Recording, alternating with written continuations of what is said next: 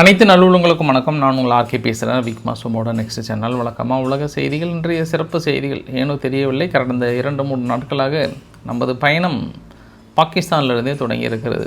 குறிப்பாக பாகிஸ்தானிலிருந்து பிஐ, அதாவது இன்டர்நேஷ்னல் ஏர்லைன்ஸ் சொல்லுவாங்க, பாகிஸ்தானோட ஏர்லைன்ஸ்.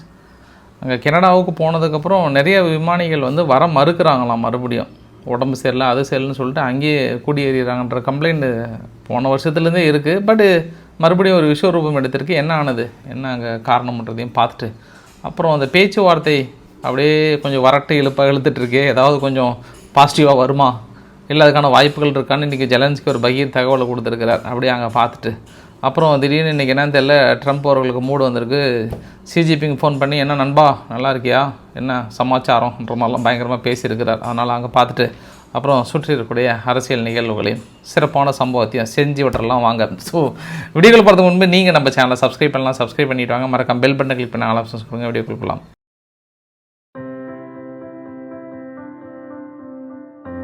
பாகிஸ்தானில் இருக்கக்கூடிய இன்டர்நேஷ்னல் ஏர்லைன்ஸ் சமீப காலமாகவே அது ஊதிய பிரச்சனை, அப்புறம் ஆள் பற்றாக்குறை, இது மாதிரி நிறைய விவகாரங்களில் ஸ்ட்ரைக்கெல்லாம் கூட பண்ணியிருக்காங்க. ரீசெண்டாக கடந்த 3 வருடங்களாகவே பெரிய ஒரு பிரச்சனையை அவங்க கையாண்டுட்டு இருக்காங்க. அதாவது இந்த இன்டர்நேஷ்னல் ஏர்லைன்ஸ் என்ன பண்ணுவாங்கன்னா, இங்கேருந்து கனடா போயிடுறாங்க. கனடா போனதுக்கப்புறம் அங்கே இருக்கக்கூடிய ஊழியர்கள் திருப்பி வரதில்லை அப்படின்ற ஒரு கம்ப்ளைண்ட்டு. போன சனிக்கிழமை, இப்போ லாஸ்ட்டு சனிக்கிழமை என்ன பண்ணியிருக்காங்க, ஆசிப் நஜாம் அவங்க சரியான நேரத்துக்கு வரல. அதில் இருக்கக்கூடிய பிஏ செய்தி தொடர்பாளர் என்ன பண்ணுறாரு, ஃபோன் பண்ணி கேட்குறாரு. அப்போ உடம்பு சரியில்லை, என்னால் வர முடியல அப்படின்னு சொல்கிறாங்க. அப்புறம் சனிக்கிழமைக்கு அப்புறம் அவங்கள காண்டாக்ட் பண்ணியிருக்கிறாங்க. அவங்க பெருசாக தொடர்பு கொள்ள முடியல, அவ்வளோதான். அவங்க அப்படியே கனடானுடைய பிரஜையாகவே அவங்க அப்ளை பண்ணிட்டாங்கன்ற மற்றொரு செய்தியும் வந்திருக்கிறது. சரி, இது பாகிஸ்தானுக்கு புதுசாக அப்படின்னு நம்ம பார்த்தோம் அப்படின்னா இல்லை. இது 2024 இதே மாதிரி விமான பணிப்பெண் ஃபைசா முக்தர் அவர்களும் இதே மாதிரி போனவங்க ரிட்டர்ன் வரவே இல்லை.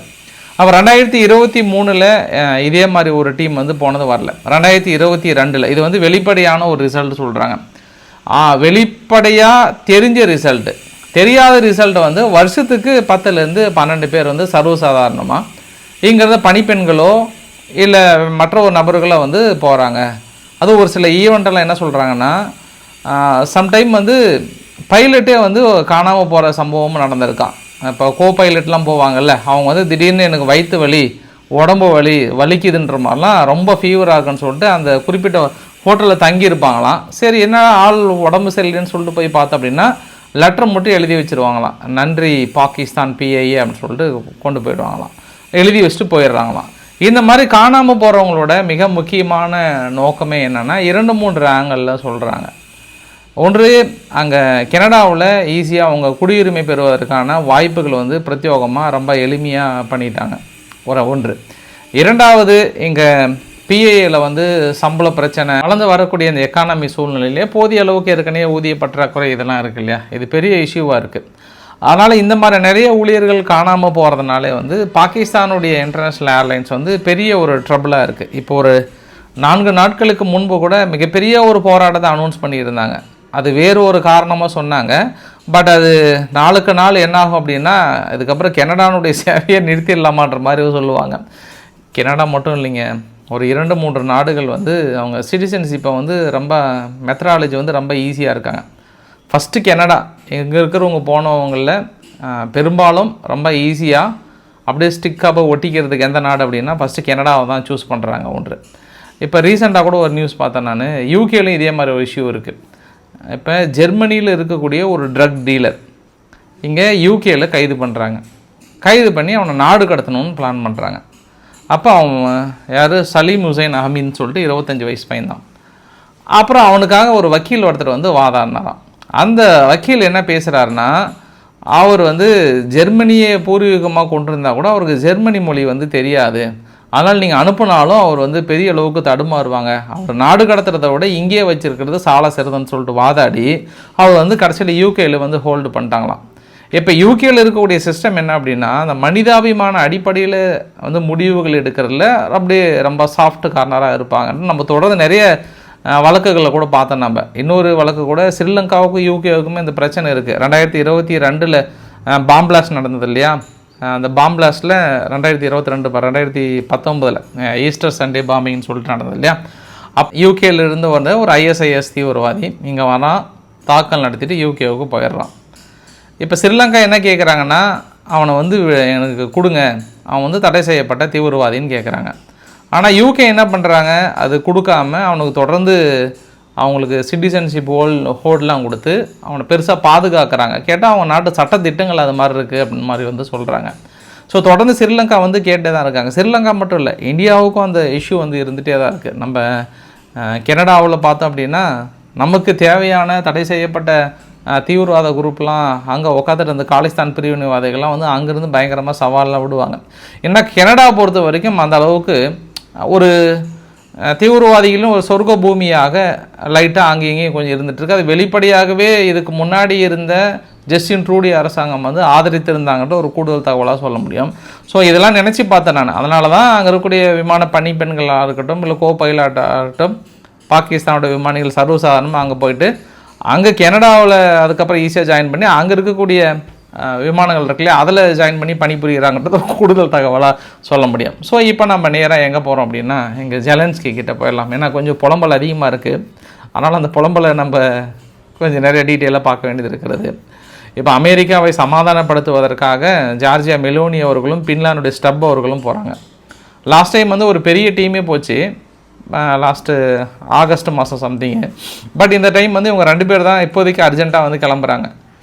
ஏன்னா போன டைமே பெரிய டீமாக போயிட்டு ஒரு சில ஃபோட்டோலாம் அவர் முதலாளித்துவமாக உட்காந்துருக்கிற மாதிரியும் உங்கள் ஸ்டூடெண்ட் மாதிரி உட்காந்துருக்கிற மாதிரியும் புகைப்படங்கள் வெளியிட்டதுனால இந்த மும்மூர்த்திகள் வந்து கொஞ்சம் தயங்குறாங்க. மும்மூர்த்திகள்னால் யார், ஜெர்மனி சார்பிலையோ இல்லை யூகேவோ இல்லை ஃப்ரான்ஸோ வந்து வேண்டாம், கொஞ்சம் ஓவர் சீன் போடுறாங்க, அதனால் நாங்கள் போய் அசிங்கப்பட விரும்பலை, வேணால் இங்கிறதே எதிர்ப்பு தெரிவிச்சுக்கிறோன்ற மாதிரி வந்து சொல்கிறாங்க. ஜெலன்ஸ்கி என்ன சொல்கிறார் அப்படின்னா, இன்றைக்கி ஜெனீவாவில் வந்து அந்த 28 பாயிண்டில் வந்து மெனி கரெக்ஷன்ஸ் நிறைய நாங்கள் கரெக்ட் பண்ணியிருக்கிறோம், நிறைய பாயிண்ட் ஆஃப் வியூவில் கரெக்ட் பண்ணியிருக்கிறோம். அது என்ன கரெக்ட் பண்ணுவாங்கன்னு உங்களுக்கும் தெரியும், எனக்கும் தெரியும். நான் நேற்று பல தடவை நான் சொல்லிட்டேன். நான் அது எல்லாமே பாசிபிளான மெத்தடில் கொண்டு வந்தாங்க அப்படின்னாங்கன்னா கண்டிப்பாக நாங்கள் அமைதி கொண்டு வரோம். ஆனால் ரஷ்யா வந்து அமைதி விரும்பலை அப்படின்றாரு. இப்போ எனக்கு என்ன கேள்வி அப்படின்னா, அவங்க அமைதி விரும்பலன்ற ஒரு பார்ட்டு, நீங்கள் அமைதி விரும்புகிறீங்களா? அதுதான் எங்கள் பாயிண்ட்டு. நீங்கள் அமைதி விரும்புகிற மாதிரி இருந்தால் உங்கள் பாயிண்ட் ஆஃப் வியூ என்னன்னு கோரிக்கை வச்சுட்டு போங்க. அடுத்தவங்கள நீங்கள் விட்டுருங்க, அவங்க உட்காந்து பேச்சுவார்த்தை நடத்துகிறவங்க பார்த்துக்கிறாங்க. அவங்க அமைதி விரும்ப மாட்டாங்க, அதனால் இது நீங்கள் ப்ரெஷர் கொடுக்குறது எங்களுக்கு கொடுக்கக்கூடாது, நீங்கள் அவங்களுக்கு தான் ப்ரெஷர் கொடுக்கணும். ஆனால் நீங்கள் ரஷ்யாவுக்கு ப்ரெஷர் கொடுக்காம எங்களுக்கான அந்த அழுத்தங்களை கொடுக்குறீங்க. அதனால் நாங்கள் வாஷிங்டனுக்கு எங்களுக்கான மெசேஜ் வந்து ரொம்ப கிளியராக நாங்கள் கொடுத்துட்டோம். நாங்கள் இந்த ப்ரெஷர்லாம் தாண்டி எனக்கு பேச்சுவார்த்தை நடத்தணும், நாங்கள் உட்காரணும் அப்படின்னா இமீடியட்டாக நீங்கள் தாக்கல் நடத்துகிறத நிறுத்த சொல்லுங்கள், ரஷ்யா தாக்கல் நடத்துகிறத நிறுத்த சொல்லுங்கன்ட்டு கையோமுயோன்ட்டு நேற்று வந்து ஒரு கையோமுயோ வீடியோ விட்டார். ஐ மீன் ரஸ்கா குஸ்கா வீடியோ விட்டார். இந்த வீடியோ எதுக்குன்னா, இப்போ கியூ பாருங்கள், வின்டர் சீசன் ஸ்டார்ட் ஆகிடுச்சு, பயங்கரமாக குளிர்காலம் ஸ்டார்ட் ஆகிடுச்சு. ஆனால் நேற்று இரவு பயங்கரமாக தாக்கல் நடத்திட்டாங்க. யார்? ரஷ்யா. கேலிபர் மிசைலிருந்து பெரிய அளவுக்கான ஒரு தாக்கல் நிகழ்த்துறாங்க. இப்போ உக்ரைன் என்ன சொல்கிறாங்கன்னா, ஐயா பாருங்க ஐயா, இந்த அடி அடிக்கிறாங்க, நீங்கள் அவங்களுக்கு சாதகமாக வந்து நீங்கள் இப்படி ஒரு ப்ரெஷரை கொடுத்து அந்த நிலங்களை விட்டு கொடுக்க சொல்கிறீங்க, நாளைக்கு இதே மாதிரி தானே முழுசாக விட்டு கொடுப்பாங்க, பாருங்க ஐயா பாருங்க அப்படின்னு சொல்கிறாங்க. ஆனால் இந்த தடவை அமெரிக்கா லைட்டாக முடிச்சிருப்பாங்கன்னு நினைக்கிறேன் நான். இதையும் யார் முதல்ல வச்சது அப்படின்னா இவங்க தான். எப்போவுமே ஐரோப்பா என்ன பண்ணுவாங்க, இந்த மாதிரியான அமைதி பேச்சுவார்த்தை நடக்கும் போதெல்லாம் பின்னாடி இருந்து டியூன் பண்ணுவாங்க. ஜெலன்ஸ்கி கொஞ்சம் அடிச்சு விடு, நீ கொஞ்சம் தாக்குதல் கடுமையாக நடத்தினாதான் அவங்க ரிட்டர்ன் அடிப்பாங்க, இந்த பேச்சுவார்த்தை ஃபெயிலு நடக்குன்னா நீ அமெரிக்கா கிட்ட போயிட்டு கெஞ்ச தேவையில்ல, உனக்கு சிம்பிள் டெக்னிக் ஒன்று இருக்குது, அடி ஃபுல்லாக அடினாங்க. இந்த தடவை என்ன பண்ணிட்டாங்க, நேற்று இரவு ரஷ்யாவுடைய ஈகோவை டச் பண்ணியிருக்காங்க. குறிப்பாக ரஷ்யாவுடைய ப்ரூ A60 experimental airborne laser laboratory இருக்குது, அந்த இடத்துல ஒரு தாக்குதல். அது இல்லாமல் ரஷ்யாவோட ஹை எனர்ஜி லேசர் வெப்பனும் அந்த இடத்துல தான் இருக்குது. மிக முக்கியமான பாதுகாக்கப்பட்ட பகுதியின் மீது ஒரு ட்ரோன் தாக்கலை நிகழ்த்தியிருக்காங்க. சம்பவம் நம்பர் 1. இன்னொன்று வந்து வெஸ்டர்ன் ரஷ்யான்னு சொல்லுவாங்க. வெஸ்டர்ன் ரஷ்யாவில் இருக்கக்கூடிய ஏர் பேஸ் ஒன்று இருக்குது. அந்த ஏர் பேஸில் மிகப்பெரிய ஒரு தாக்குதல் நிகழ்த்தியிருக்காங்க. 2. 3வது அதாவது சதன் ரஷ்யான்னு சொல்லுவாங்க. அந்த சதன் ரஷ்யாவில் ரஷ்யானுடைய ரெசிடென்ஷியல் பகுதி ஒன்று, அந்த பில்டிங் மீதும் ஒரு தாக்குதல். இது எல்லாம் நடத்திட்டு அதுக்கப்புறம் அங்கே போயிட்டு ரஸ்கா குஸ்கான்னு வீடியோ விட்டு பாருங்கள் எங்களை வந்து அடிக்கிறாங்கன்னு சொன்னால் என்ன பண்ணுவாங்க நீங்களே சொல்லுங்கள். இது எல்லாமே யாரோட டெக்னிக் அப்படின்னா அந்த பக்கம் பின்னாடி பின்புலமாக ஐரோப்பா வந்து இயக்கிட்டு இருக்காங்க. அதுக்கு ஐரோப்பா சொல்கிற காரணங்கள் என்ன தெரியுமா? இன்றைக்கி டைலாக் மாற்றிக்கிட்டாங்க. இதுக்கு முன்னெல்லாம் வந்து ஆயுதங்களை எதுக்காக கொடுக்குறீங்க அப்படின்னா, உக்ரைனில் நிரந்தரமாக அமைதி ஏற்படுவதற்காக ஆயுதங்களை கொடுக்குறோம், அதற்காக தான் சொல்லுவாங்க. பட் இப்போ என்ன சொல்கிறாங்கன்னா, நாங்கள் ஆயுதங்களோ நிதி உதவியோ கொடுப்பது உக்ரைன் அமைதி இல்லை, உக்ரைனில் சர்வே பண்ணுவதற்காக. இந்த சர்வேல ஃபிட்னஸ்ன்றாங்கல்ல, அது மாதிரி உக்ரைன் தனது சர்வே பண்ணுறதுக்காக தான் நாங்கள் நிதியை அளிக்கிறோம்னு சொல்லிட்டு இன்றைக்கி உரசல்லா வாண்டர் லியான் அவர்கள் வந்து தனது கருத்தை வந்து தெரிவித்திருக்கிறாங்க. இப்போ நம்ம என்ன பேசிக்காக புரிஞ்சிக்கலாம் அப்படின்னா, ஐரோப்பாவுக்கு இதில் பெருசாக இன்ட்ரெஸ்ட் இல்லை. ஏன்னா ஐரோப்பாவுடைய நிறுவனங்களுடைய பங்குகள், குறிப்பாக ரீன் மெட்டல் நிறுவனம்லாம் பாருங்கள், தொடர் சரிவை சந்திக்க ஆரம்பிச்சிருச்சு. ஓஹோ, போர் நின்றும் போல் தனக்கு வேலை இல்லைன்ட்டு. ஏன்னா சமீப காலமாக அவங்களுடைய ஒரு 10லேருந்து 20 நிறுவனங்கள் உக்ரைனுடன் டையப் வச்சு ஒரு நாளைக்கு டெய்லி பேஸில் எவ்வளோ ஆயுதங்கள் தயாரித்து கொடுக்கறது, வெடி மருந்துகள் எவ்வளோ தயாரிக்கிறதுன்னு பெரிய ஒரு ஈவெண்ட்டே போயிட்டுருக்காங்க. அது யூகேலாம் வந்து நாங்கள் வேலை வாய்ப்பை உறுதி செஞ்சுருக்கிறோம், அவங்களுக்கு தேவையான ஆயுதங்களை நாங்கள் முன்னாடியே கொடுக்குறோன்றாங்க. ஸோ இந்த அளவுக்கு இவங்க ஃபுல்லாக ஃபுல் ஃபார்முக்கு வந்துட்டாங்க. இப்போ அமெரிக்கா என்ன நினைக்கிறாங்கன்னா, இது நம்ம விட்டோம் அப்படின்னா நாளைக்கு நம்மளோட இவங்க ஆயுத வளர்ச்சியில் அதிகமாகிடுவாங்க போல் அப்படின்னு மனசுக்குள்ளே நினச்சிட்டாங்களா என்னன்னு தெரியல. அதனால் இப்போயே நம்ம அடக்கிட்டோம் அப்படின்னா இனி அந்த ஆயுதத்துக்கு வேலை கிடையாது. ஆனால் அமெரிக்காவுக்கு வேலை எப்போவுமே இருக்குது. நம்ம இந்தியா பாகிஸ்தான் இஷ்யூ எடுக்கணுனாலும் கையில் எடுத்துப்பாங்க, இல்லை தென்சீனா கடல் பகுதியில் கையில் எடுக்கணுனாலும் எடுத்துப்பாங்க, தைவான் விவகாரத்தை, இல்லை தாய்லாந்து, கம்போடியா, அப்படி இல்லைன்னா அங்கே இஸ்ரேல் விவகாரம், அவங்க ஈரான் இருக்குது, ஏகப்பட்ட பிரச்சனை இருக்குது அவங்களுக்கு. அதனால் அது சர்வசாதாரணமாக நாளைக்கே ஆயுதங்கள் கொஞ்சம் அதிகமாக இருக்குன்னா எங்கேயாவது ஒரு இடத்துல கிளப்பிட்டு சேல்ஸ் பண்ணிட்டு போயிடுவாங்க. ஆனால் ஐரோப்பா அப்படி கிடையாது. கிடைக்கிற வாய்ப்பு, பொண்ணான வாய்ப்பு, அழகாக லட்டு மாதிரி இப்போ இருக்குது. ஓரளவுக்கு இப்போ பயன்படுத்திட்டு வராங்க. இப்போ ஏன்னா இப்போ எல்லா நாடுமே, எந்த ஒரு நாடாக இருந்தாலும் சரிங்க, பொருளாதார தடை, ப்ரெஷர், இதெல்லாம் வந்து ஒரு 3 வருஷம் 4 வருஷம் அதுக்கப்புறம் என்னென்னா வேறு பாதையில் பயணித்து அதை சமாளிக்க ஆரம்பித்து போயிடுவாங்க. இப்போ ஐரோப்பா அதே மாதிரி தானே, ரஷ்யா கிட்ட இத்தனை நாள் வாங்கிட்டு இருந்ததை சமாளித்து கொஞ்சம் பயணிக்கலான்ற முயற்சியில் இருக்கிறாங்களா, இல்லை வேறு ஆங்கிளில் பார்க்குறாங்களான்னு தெரியல. ஆனால் ஏனோ தெரியவில்லை, அமெரிக்கா இப்படி ஒரு முயற்சி எடுக்கிறாங்க. தொடர்ந்து உக்ரைன் வந்து பெரிய அளவுக்கு தடுக்கிறாங்க. ஆனால் ஒன்று மட்டும் கிளாரிட்டியாக புரியுது, அமெரிக்கா என்ன நினைக்கிறாங்கன்னா, எங்ககிட்ட வந்து ஒரு சின்ன நன்றி கூட அவர் தெரிவிக்கலை, நன்றி தெரிவிக்காத ஆளாக்குறாரு ஜெலன்ஸ்கின்ற மாதிரிலாம் மறுபடியும் எக்ஸ் தளத்தில் முந்தா நேற்று வந்து ட்ரம்ப் அவர்கள் போட்ட உடனே நேற்று ரஸ்கா குஸ்கா வீடியோவிலேருந்து ஒட்டுமொத்தமாக நேற்று மட்டும் ஜெலன்ஸ்கி வந்து 78 தடவை தேங்க்யூ பிரசிடென்ட் அப்படின்னு 78 தடவை சொல்லியிருக்கிறாராம் நேற்று மட்டும். அதனால் நம்ம இது என்ன குறிப்பு சொல்கிறோம் அப்படின்னா, அவர் சாதாரண ஆள்லாம் கிடையாதுங்க, அவர் நன்றிலாம் தெரிவித்திருக்கிறார். அவர் கேட்குறது என்னென்னா, தொடர்ந்து எனக்கு ஆயுதங்கள் கொடுங்க ரஷ்யா வெளியேற வரைக்கும் அப்படின்னு கேட்குறாரு. எப்போ தான்ப்பா ரஷ்யா வெளியேறுவாங்க? 2030. 2030 வரைக்கும் எங்களாலாம் தொடர்ந்து ஆயுதங்களோ மற்றதையோ கொடுக்க முடியாதுன்ட்டு வெள்ளை மாளிகையுடைய செய்தி தொடர்பாக கருணா லிவிட் அவங்க இன்றைக்கி தெளிவாக சொல்லியிருக்காங்க. அதுக்கெல்லாம் வாய்ப்புகளே கிடையாதுங்க, தொடர்ந்துலாம் நாங்கள்லாம் பண்ண முடியாதுன்றாங்க. ஆனால் ஸ்வீடன்லாம் என்ன பண்ணுறாங்கன்னா, பெரிய அளவுக்கான ஒரு முயற்சியில் ஈடுபட்டிருக்காங்க. பிரத்யோகமாகவே ஒரு சில ஆயுதங்களை தயாரிக்கிறாங்களாம். எதுக்காகப்பா ஸ்வீடன் இந்த மாதிரியான பிரத்யோக ஆயுதங்கள் அப்படின்னா, நாளைக்கு எங்கள் நாடுகள் அடிக்கும்போது புடினோட மாளிகையை தாக்குவதற்காகவே அந்த பிரத்யோக ஆயுதங்களை நாங்கள் தயாரித்து வைத்து கொண்டிருக்கிறோம் அப்படின்ற மாதிரிலாம் வந்து சொல்லியிருக்காங்க. இந்த ஒட்டுமொத்த நிகழ்வையும் நம்ம கம்பேரிட்டிவாக பார்க்கும்போது அமெரிக்கா ஒரு சில அழுத்தங்களை கொடுத்து இந்த போரை நிறுத்தணும்னு நினைக்கிறாங்க. ஐரோப்பாவும் உக்ரைனும் எப்பாடுபட்டாவது தடுக்கணும்னு நினைக்கிறாங்க. ரஷ்யா என்ன பண்ணுறாங்க, அந்த 28 கட்ட அம்ச கோரிக்கையில் ஃபஸ்ட்டு சொன்னாங்கள்ல, அது எங்களுக்கு ஓகேன்றாங்க. அமெரிக்கானுடைய ஸ்டேட் செக்ரட்டரி மார்க்கோ ரூபியோ அவர்கள் என்ன சொல்கிறாருன்னா, இல்லை அவங்க சொல்கிற எல்லா பாயிண்ட் ஆஃப் வியூவும் நாங்கள் வந்து கருத்தில் கொண்டிருக்கிறோம், ஒன்றும் இஷ்யூ இல்லை, நாங்கள் வந்து டீட்டெயிலாக அதை நாங்கள் வாட்ச் பண்ணிகிட்ருக்குறோம் அப்படின்ற மாதிரி வந்து சொல்லியிருக்காங்க. ஸோ பார்க்கலாம், ரொம்ப இன்ட்ரெஸ்டிங்காக இருக்குது. இந்த பேச்சுவார்த்தை ரொம்ப நெருங்கிட்டுன்னு நினைக்கிறேன். நம்மளும் இந்த பேச்சுவார்த்தையில் கலந்துக்கிட்ட மாதிரி ஒரு ஃபீலிங்காக இருக்குது. ஸோ இனி நடக்கின்ற நிகழ்வுகளை நம்ம தொகுத்து வழங்கலாம். அடுத்து ரஷ்யா என்ன பண்ணியிருக்காங்க, வியட்நாமுக்கு தடுப்பூசி கேன்சர் வேக்சின் இருக்கு இல்லையா, ஏற்கனவே அவங்க சொல்லியிருந்தாங்க நாங்கள் பெரிய அளவுக்கு டெஸ்டிங்லாம் எடுத்துட்டோன்னு சொன்னாங்க. முதல் நாடாக வியட்நாம் வந்து அப்ரூவல் கொடுத்துருக்குறாங்க ரஷ்யானுடைய வேக்சினுக்காக. கிட்டத்தட்ட 14 கேன்சர் டைப்பை வந்து இது தடுக்கிறது அப்படின்ற மாதிரி வந்து சொல்லியிருக்காங்க. ஐரோப்பா ஆப்பிரிக்கா கிட்ட ஒப்பந்தங்களை போட்டிருக்காங்க. குறிப்பாக இனி ஆப்பிரிக்காவுடைய வளர்ச்சி பெரிய அளவுக்கு இருக்கிறது, அதனால் அந்த வளர்ச்சியில் நாங்களும் பங்கு பெறணுன்ற விரும்புகிறோன்னு சொல்லிட்டு இப்போ ஆப்பிரிக்கா பக்கம் வந்து பெரிய அளவுக்கு திசைகளை வந்து திருப்பி இருக்கிறாங்க அப்படின்றது ஒரு கூடுதல் தகவலாக சொல்ல முடியும். ஏன்னா நார்மலாகவே ஏன் இவங்க ஆப்பிரிக்கா பக்கம் வராங்க அப்படின்னா, இப்போ ரஷ்யா வந்து சென்ட்ரல் ஏசியா பகுதியில் பெரிய கான்சன்ட்ரேட் பண்ணுறாங்க. இந்த உஸ்பெகிஸ்தான், தஜிகிஸ்தான், கிர்கிஸ்தான்லாம் இருக்குல்ல, இங்கே ஓரளவுக்கு ஐரோப்பா நுழையிறாங்க, அமெரிக்காவும் நுழைஞ்சிட்டாங்க. ரஷ்யாவும் சீனாவையும் கொஞ்சம் குறைக்கணும்னு நினைக்கிறாங்க. அடுத்து ரஷ்யா, சீனா இவங்களோட டாமினேஷன்லாம் எங்கே இருக்குன்னா இங்கே ஆஃப்ரிக்காவில் அதிகமாக இருக்குது. அது ஆஃப்ரிக்காவோட டாமினேஷன் வந்து சீனா அதிகமாக இருக்குது. அதனால் திடீர்னு இப்போ ஆப்பிரிக்கா நாடுகள் மீது ஐரோப்பாவுக்கு பாசம் பொங்கிட்டு வந்துருச்சு. இதுக்கப்புறம் வால்யூமை பெருசாக நாங்கள் இன்க்ரீஸ் பண்ணுறோன்றாங்க. சரி, ஓகே, வாழ்க வளமுடன், நல்ல எண்ணங்களாக இருந்தாங்க, சீக்கிரம் வளரும். அப்புறம் இன்றைக்கி ட்ரம்ப் அவர்கள் வந்து திடீர்னு இது மாதிரி நண்பர் சிஜிபிங் அவர்கள்கிட்ட பேசினேன், ரொம்ப அருமையான ஒரு டெலிஃபோனிக் கான்வர்சேஷன், ரஷ்யா உக்ரைன் விவகாரத்தையும் அப்புறம் ஃபேண்டலின், சோயாபீன்ஸ் போன்ற விவகாரத்தையும் ஆல்ரெடி நாங்கள் டன் பண்ணிட்டோம், ரொம்ப சிறப்பாக இருந்தது, அது வெரி இம்பார்ட்டண்ட் கிரேட் ஃபார்ம்ன்ற விஷயத்தெல்லாம் சொல்லிட்டு எங்களுக்கு சீனாவுக்கு ரிலேஷன்ஷிப் வந்து ரொம்ப ஸ்ட்ராங்காக இருக்குது. தொடர்ந்து நாங்கள் சவுத் கொரியாவுடைய விவகாரத்தை கூட பெரிய அளவுக்கு அந்த இதில் மீட்டில் கூட பேசியிருந்தோம் நாங்கள்.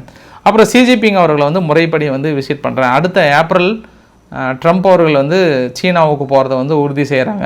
அது இல்லாமல் அவரும் இந்தியாவுக்கு அமெரிக்காவுக்கு வரன்ற மாதிரி வந்து சொல்லியிருக்கிறாராம். அதனால் இது நாங்கள் பெருசாக டிஸ்கஸ் பண்ணுறோன்ற மாதிரி சொன்னாங்க. இப்படி தாங்க ஐயா பேசுகிறீங்க, நல்லா தான் பேசுகிறீங்க, 2 நாள் கழித்து பார்த்தா திடீர்னு நெருப்புடன் மோதாதீர்கள்ன்றீங்க. சீனா தென் சீனா கடல் பகுதியில் ஏகப்பட்ட பிரச்சனை பண்ணுறாங்க அப்படின்றீங்க. தொடர்ந்து தென் சீனா கடல் பகுதியில் உங்களோட இஷ்யூ இருந்துகிட்டே இருக்குது. பட் சீனா என்ன கேட்குறாங்கன்னா தைவான் விவகாரத்தை மட்டும் கொஞ்சம் தள்ளி நின்று பாருங்கன்றீங்க. நீங்களும் ஆமான்றீங்க. கடைசியில் 3 நாள் கழித்து பார்த்தா மறுபடியும் அதே கதையை தான் சொல்கிறீங்க. இருந்தாலும் ஏதோ ஒரு புதிய நட்பு பிறந்து விட்டதாக சொல்லியிருக்காங்க. பொறுத்து இருந்து பார்க்கலாம். அவங்களுக்கெல்லாம் நட்பு பிறக்குது. பட் இந்தியாவுக்கும் சீனாவுக்கும் இப்போ ரீசெண்டாக நம்ம நேரடியாக விமான சேவையை கூட விட்டுருந்தோம். பட் இந்த லேடி காலையிலேருந்து பெரிய ட்ரெண்டிங்காக இருக்கிறாங்க. என்ன காரணம் அப்படின்னா, இவங்க அருணாச்சல் பிரதேசத்துலேருந்து சீனாவுக்கு போனாங்க. அப்போ அவங்க இந்தியன் பாஸ்போர்ட் இருக்கிறதுனால அருணாச்சல் பிரதேசம் வந்து எங்களுடைய ஒருங்கிணைக்கப்பட்ட பகுதி, அது எப்படி நீங்கள் இந்தியாவுடைய பாஸ்போர்ட் வச்சுருக்கலான்ற மாதிரி, இது வந்து இன்வேலிட்ன்ற மாதிரி வந்து 18 மணி நேரத்துக்கு மேலே உட்கார வச்சுட்டாங்களாம். இது பெரிய ஒரு இஷ்யூவாக இருக்குது. ஏன்னா நமக்கும் சீனாவுக்கும் பெரிய பிரச்சனைகள் களையப்பட்டு விமான சேவை மறுபடியும் சீனாக்காரங்க இங்கே வரலான்ற ஒப்புதல்லாம் கொடுக்கும்போது அருணாச்சல் பிரதேசத்திலிருந்து போன ஒரு பிரஜையை அவங்க நார்மலாக இங்கேருந்து போல் அவங்க யூகேலேருந்து வந்ததாக வந்து சொல்கிறாங்க. பட் இருந்தாலும் இந்தியனுடைய சிட்டிசன்ஷிப் வச்சதுனால இல்லை, அது வந்து எங்களுடைய சிட்டிசன்ஷிப்ன்ற மாதிரி வந்து நிறுத்தி வைத்தாங்கன்ற ஒரு கூடுதல் தகவலாக சொல்ல முடியும். அதையும் கொஞ்சம் பாருங்கள், சீனா கொஞ்சம் கன்சிடர் பண்ணுங்கள். ரொம்ப வெறப்பாகவே நிற்காதீங்க, அது கொஞ்சம் ரொம்ப பிரச்சனையாகவும் இருக்குன்றது ஒரு கூடுதல் தகவல். ஏதோ இப்போ தான் அப்படி இப்படின்னு கொஞ்சம் பாசிட்டிவ் மூடாக போகும்போது மறுபடியும் முதலேருந்து ஆரம்பித்து வச்சிடாதீங்கன்னு ஒரு கூடுதல் தகவலுமே கூட. அப்புறம் இந்த பக்கம் அமெரிக்கா தரப்பில் என்ன சொல்கிறாங்கன்னா, அமெரிக்கானுடைய காங்கிரஸ் உமன்லாம் வந்து ரொம்ப தெளிவாக சொல்கிறாங்க, எங்களுடைய நோக்கமே வெனிசுலாவில் இருக்கக்கூடிய எண்ணெய் வளங்களையோ மற்றதையோ நாங்கள் கண்டிப்பாக அபகரிக்கிறதா நோக்கம்னு வெளிப்படையாக சொல்கிறாங்க. கடந்த 25 வருஷமாகவே எனிமீஸ் வந்து தொடர்ந்து எங்களுக்கு ட்ரபிள் கொடுத்துட்டே தாங்கிறாங்கன்றாங்க. என்ன ட்ரபிள் கொடுத்தாங்கன்னு தெரியல வெனிசுலா அவங்களுக்கு, நீங்கள் தான் அவங்களுக்கு ட்ரபிள் கொடுக்குறீங்க, பட் எங்களுக்கு பெருசாக கொடுத்துட்டே இருக்கிறாங்க. அதனால் அடுத்து வருகின்ற நாட்களில் அது எங்களோட உண்மையாக்குறதுக்கு நாங்கள் பெருசாக அந்த காரணத்தை வச்சு தான் நாங்கள் நகர்றோன்ற மாதிரி வெளிப்படையாக சேனல்லே சொல்கிறாங்க. ட்ரம்ப் அவர்களும் என்ன சொல்கிறாருன்னா, நான் மதுரை கிட்ட பேசுகிறேன்றாரு. ஐயா நீங்கள் பேசினாலும் பேசலனாலுமே அவர் வந்து கொடுக்க தயாராக இருக்கிறான்றது ஒரு கூடுதல் தகவலாக சொல்ல முடியும். இந்த வீடியோட நிறைவு பகுதியில் நெதன்யாகு அவர்கள் இந்த டிசம்பர் மாதம் இந்தியாவுக்கு வரதா இருந்தது தான், டெல்லி பிளாஸ்ட்னால தான் அவர் வந்து வருகையை தள்ளி போட்டிருக்காங்கன்ற மாதிரி தகவல் i24 சேனல் வந்து சொல்லியிருக்காங்க. அவங்க செய்தி குறிப்பிலுமே அதான் சொல்லியிருக்காங்க. பார்க்கலாம், அந்த ஒரு காரணத்துக்காகவா இல்லை வேறு ஏதாவது காரணமானு தெரியல, இல்லை திடீர்னு இவங்களே இந்த டெல்லி பிளாஸ்ட்டை வச்சு கம்பேரிட்டிவாக சொல்கிறாங்களான்னு தெரியல. ஆனால் ரீசெண்டாக இப்போ நேற்று இருந்து இந்த விஷயம் வந்து பெரிய புகைச்சலாக இருக்கிறது. அடுத்து ஹெஸ்போலானுடைய மிக முக்கிய சீஃப் ஆஃப் ஸ்டாஃப் வந்து கொல்லப்பட்டார் இல்லையா, அவரோட தலைக்கு ஏற்கனவே இஸ்ரேல் வந்து 5 மில்லியன் வந்து விலை பேசியிருந்தாங்க. அலி டபாடாபா என்றவர், அவர் தலைக்கு 5 மில்லியன் விலை பேசினதில் அது சக்ஸஸ்ஃபுல்லாக எங்களுக்கு தகவல் கொடுத்த நபருக்கு கண்டிப்பாக ஷேர் பண்ணுறணுமா சொன்னாங்க. இப்போ என்னென்னா அவர் யாருன்னு சொல்லிட்டீங்கன்னா முடிஞ்சு போச்சு, அது எந்த அளவுக்கு மறைமுகமாக கொடுக்க போகிறாங்க என்னன்னு தெரியல. இதே மாதிரி இன்னும் அடுத்தடுத்த 5 முக்கிய தலைவர்களை நாங்கள் கூடிய விரைவில் நீங்கள் ரிசல்ட் எதிர்பார்ப்பீங்கன்றாங்க. நேற்று இருந்து ஹெஸ்புல்லா கொஞ்சம் வெறியாக தான் இருக்காங்க. பாலஸ்தீன பகுதிக்குள்ளாரையும் கடுமையான துப்பாக்கி சூடு நேற்று இரவு பார்க்க முடிஞ்சுது. வெஸ்ட் பேங்க் பகுதிக்குள்ளே இவங்களும் துப்பாக்கி சூடு நடத்தினாங்க, அவங்களும் துப்பாக்கி சூடு. ரொம்ப நாளைக்கு அப்புறம் மறுபடியும் பாலஸ்தீனத்துக்குள்ளார ஒரு தாக்குதலே பார்க்க முடிஞ்சது. 2 தரப்புலையும் கிரவுண்ட் ஃபோர்ஸே உள்ளே அனுப்பி தாக்குதல் நடத்த முடிஞ்சதும் நடந்த அந்த வீடியோ பதிவுகளும் பார்க்க முடிஞ்சது. அங்கே இருக்கக்கூடிய பதிவுகள் நிறைவு பகுதியில் பிரேசில் பிரேசிலில் பாருங்கள் அவசரத்தில் அந்த மழை பொழிவு வந்தது போல் ஒவ்வொரு அந்த ஐஸ் பாலும் பாருங்கள் எவ்வளோ பெருசு இருக்குது, ஆலங்கட்டி மலை எவ்வளோ பெரிய மலையை வந்து பொழிவு கொடுத்துருக்கிறது அப்படின்ற மாதிரி வந்து பார்த்துருக்காங்க ஒன்று.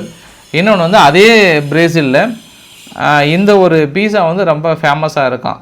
அதாவது எறும்பு பீஸாவாம். அது நம்ம உடம்புக்கு தேவையான புரோட்டீன் கொடுக்குதான். ஏப்பா இது எங்கள் வீட்டில் சாப்பாடை வச்சாவே எறும்பு ஏறும், அதை ஊதிட்டு நாங்கள் சாப்பிட்றோமே, அதை எதுக்கு பண்ணாங்க, அப்படியே கூட சாப்பிட்டுக்கலாமே நினச்சேன் நான். இருந்தாலும் உங்கள் புதிய சிந்தனைக்கு வந்து என்றும் வரவேற்பு கொடுக்கப்படுகிறது அப்படின்னு சொல்லிட்டு ஃபைனலாக நேற்றே உங்ககிட்ட ஒரு வார்த்தை சொல்லியிருந்தேன். இந்த முஸ்லீம் பிரதர்ஹுட் டெரரிஸ்ட் தீவிரவாத இயக்கமாக அனௌன்ஸ் பண்ண போகிறாங்கன்னு சொன்னாங்க. இன்றைக்கி ஃபாக்ஸ் நியூஸ் வந்து கன்ஃபார்ம் பண்ணியிருக்காங்க. ஆமாம், இன்றோ நாளையோ அனௌன்ஸ் பண்ணுறாங்கன்ற தகவலும் வந்து சொல்லியிருக்காங்க. ஸோ பிடிச்சிருந்தால் லைக் பண்ணுங்கள், ஃப்ரெண்ட்ஸுக்கு ஷேர் பண்ணுங்கள், சப்ஸ்கிரைப் பண்ணுங்கள். Week market channel. நன்றி, வணக்கம்.